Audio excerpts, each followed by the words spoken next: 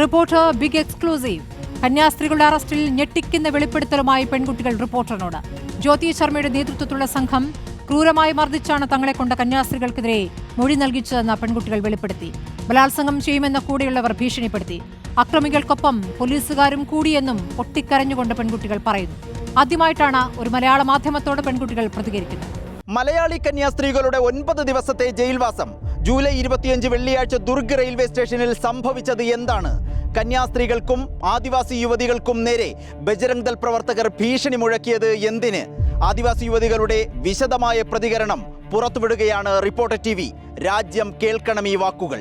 ജീവിതം മാറുമെന്ന് പ്രതീക്ഷിച്ച ഒരു യാത്ര ദുരനുഭവങ്ങളുടെ പീഡനകാലമായതിന്റെ ഞെട്ടലിലാണ് ഈ 3 പെൺകുട്ടികളും.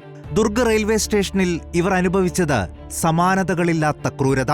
ബജ്രംഗ് ദൾ നേതാവ് ജ്യോതി ശർമ്മയുടെ നേതൃത്വത്തിൽ മുറിയിൽ പൂട്ടിയിട്ട് മർദ്ദിച്ചെന്ന് പൊട്ടിക്കരഞ്ഞുകൊണ്ട് അവർ പറയുന്നു.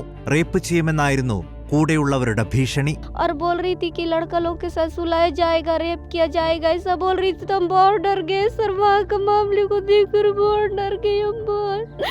और जो मेरे साथ थे उन 2 सहेलियां कमलेश्वरी सुखमत, उन लोगों को भी बहुत मारी है सर, बहुत मारी है. സത്യം പറയരുതെന്നായിരുന്നു ജ്യോതി ശർമ്മയുടെ ആവശ്യം.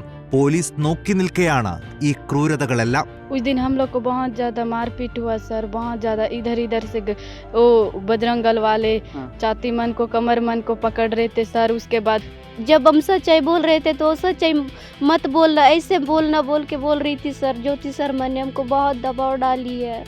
तो पुलिस वाली मैडम थी, वो भी वैसी दबाव डाल रही थी सर. पुलिस वाला देख रहा है सर. जी सर. ജ്യോതി ശർമ്മയെയും അക്രമി സംഘത്തെയും ജയിലിലടക്കണമെന്നാണ് ഇവരുടെ ആവശ്യം. അതിനായി പരാതിയുമായി മുന്നോട്ട് തന്നെ പോകും. അതിദരിദ്ര കുടുംബത്തിൽ നിന്നെങ്കിലും അസാമാന്യ ധൈര്യമുണ്ട് ആദിവാസി യുവതികൾക്ക്. നിയമപോരാട്ടത്തിൽ കന്യാസ്ത്രീകൾക്കൊപ്പം അടിയുറച്ചു നിൽക്കുമെന്ന് ആവർത്തിച്ചു പറയുന്നു യുവതികൾ. നാരായൺപൂരിൽ നിന്നും വീഡിയോ ജേർണലിസ്റ്റ് മനു ബാലകൃഷ്ണനൊപ്പം reporter Adil Palode, in reporter Chhattisgarh.